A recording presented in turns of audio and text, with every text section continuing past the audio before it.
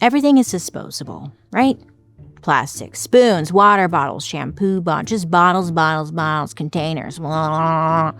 And like things aren't designed to be used over and over again. And this is something that has really only happened over the last century. Now, obviously, reusing things is way better for the environment, but I feel like the companies, they make it a pain in the ass to, right? Like it's just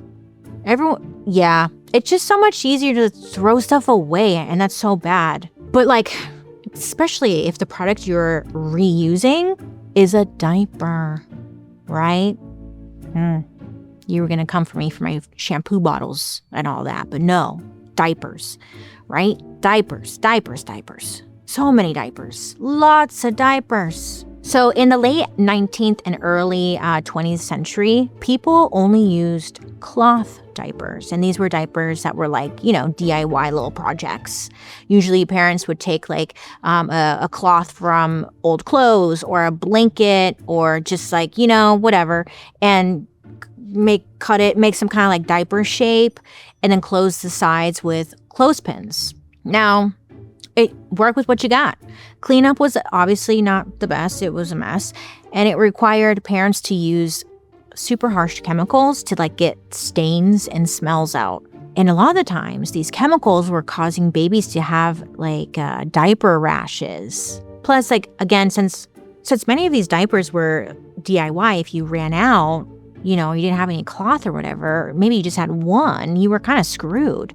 It was just a constant battle to have clean cloth diapers available. By the way, I know a lot of people are still using cloth diapers today, and I'm not judging your cloth diapers, because things are different now.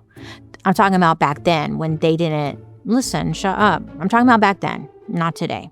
Okay? Got it. Great. Okay, so I did see, though, this woman who is using, this was what TikTok gave me, and I was like, okay, girl. She was using cloth, reusable toilet paper. She was like, when guests come over, these are the options I have, and it was cloth with stains on them to wipe with, and then you reuse it. And I was like, oh. So, and there really wasn't a change in the diaper world until the 1940s, when someone came up with a product that would change the worlds of babies' butts forever. In the 1940s, a woman named Marion Donovan was adjusting to her new life. She was a fancy woman. She had recently quit her job as an editor at Vogue, the magazine, so she could get married and have a baby.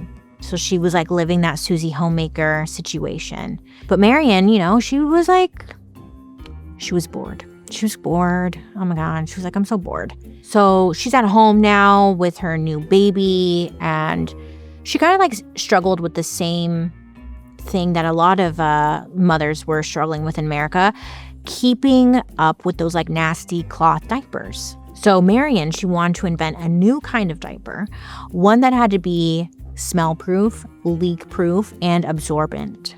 I picture her like looking around the house, thinking to herself like, kitchen towel? No. Not a bad idea, but no. Bed sheet? No. Shower curtain? Yes. Shower curtain. She looks at the shower curtain and she rips it off its hooks. She whipped out her sewing machine and she got to work. She ended up sewing an underwear-like diaper with an insert for like an absorbent pad. So instead of those sharp pins like holding the diaper together, she sewed in some snaps. Pretty iconic and smart. She tested it out on her baby, and as soon as she got the results, she knew she had invented something amazing. She decided to call this new invention Boater. Yeah. I was like, what? I guess the shower curtain material helped babies float if they wore it in the water. I know. I should have looked into that a little bit more, but okay. So she patented her design. She registered it so no one could steal it. And then she confidently marched into the office of every major manufacturer in the United States. And everyone turned her down. They're like, Boater? Noter. Am I right? But Marion, she was like, you know what? F you guys. I don't need you. Whatever. Get out of my life. And she decided to sell them herself. So Marion, she started selling these boaters in Saks Fifth Avenue in New York. Wow. And they sold out immediately. I mean, it was handy to have these things. They didn't have anything like this. 2 years later, she ended up selling her company for $1 million, which doesn't sound like a lot, but there was a lot.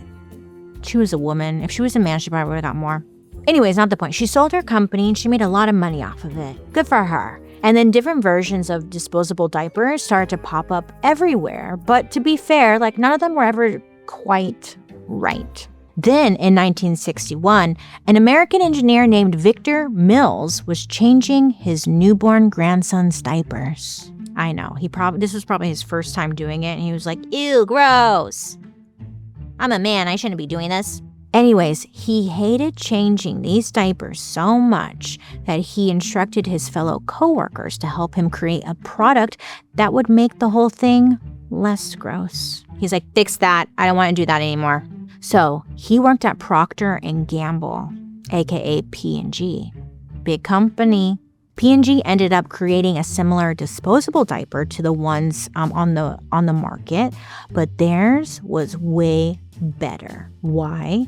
Because P&G used something called disposable cellulose pulp core.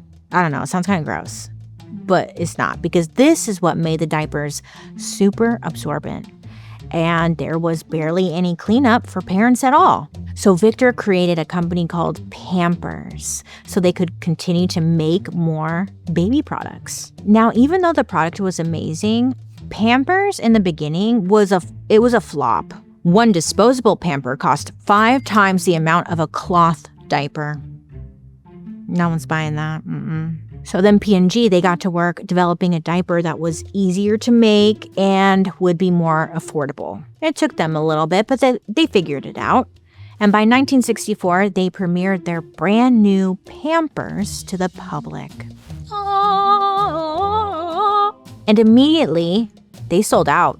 And from that moment on, Pampers never rested. They became the face of diapers across the country. Every few years, they'd introduce like a new diaper drop. You know, it was just like, hey, this new diaper has tab fasteners, so the diaper won't fall apart. I don't know. Different shapes to make the baby feel more comfortable. Different little doodles to make the baby feel cool. More absorbent quality. Your baby shits a lot. Well, guess what? It's not going anywhere. It was just a lot. They just kept doing these merch drops, but for diapers. All this made them a trusted brand and the best-selling diaper in America. Now, I was like, ooh, I want to talk about Pampers because honestly, I heard about a controversy a little while ago. And whenever I hear about a controversy, I'm there Googling. So in 2010, P&G received tens of thousands of complaints about diapers made with something called Drymax technology. Now, this Drymax technology was being marketed as the greatest diaper innovation in the last 25 years. There were commercials, magazine ads, other things, you name it. Now that I think of it, I don't think I've ever seen a diaper billboard. Have you? Maybe there are and I just don't notice because I'm not looking for diapers, so you probably don't notice. Okay. Anyways, everywhere. It's Pampers. So you just trust it. No one knew what Drymax meant. To me, it just sounds like, oh, they're gonna be dry to the max. So I'm gonna get that, right? And a lot of people did. So customers were told that Drymax made the diapers thinner, less bulky, and most importantly, more absorbent. But not long after they sold out, parents started to notice something not great happening to their children. When the parent would lay the baby down and to change the diaper, they'd pull down their diaper and then they'd immediately see big red blister or splotches, irritation, inflammation all over their butts. Now, there were some cases where babies would just be crying out in pain. It was very painful. No diaper rash cream or powder seemed to address the situation. And the blisters seemed to be getting worse by the day. It was so sad. These poor little Poor little babies, they can't tell you. So parents, they're looking around thinking like, what, trying to put the pieces together and realizing that the only thing that had changed were these new diapers. So parents, they go onto Facebook and they start sharing their experiences. And more people are like, hey, we're experiencing this too. Yeah, we are too. And like a Facebook group happened and everyone's like, yeah, these freaking diapers, what's going on? Well, it turns out that the Drymax technology allegedly was causing severe rashes and chemical burns when it came into contact with urine or feces, which, like, that's what a diaper comes in contact with a lot. So that wasn't good.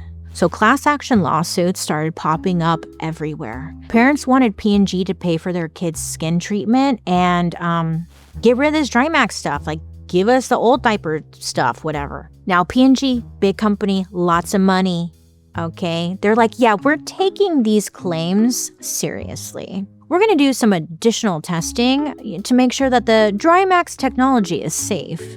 And according to the Wall Street Journal, P&G said that their tests showed that their diapers were perfectly safe.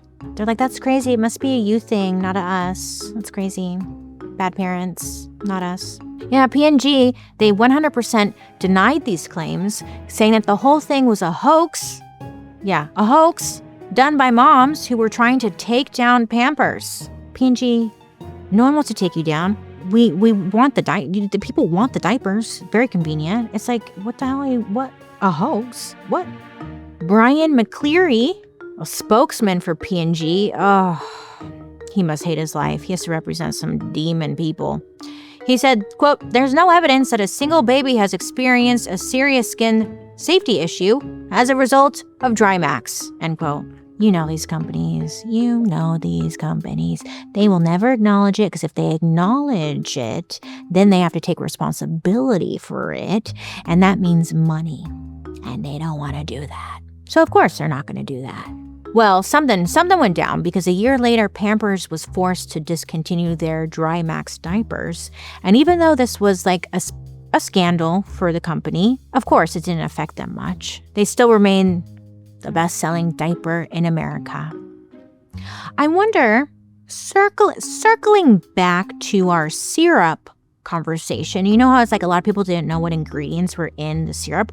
What if they had to put ingredients in like diapers and stuff? Because obviously there are ingredients that are to make, not ingredients, products, chemicals, whatever you want to call it, being put into said diaper. They should do that. They should actually make you do that. Well, they do that with clothes. They'll be like 100% polyester and stuff like that.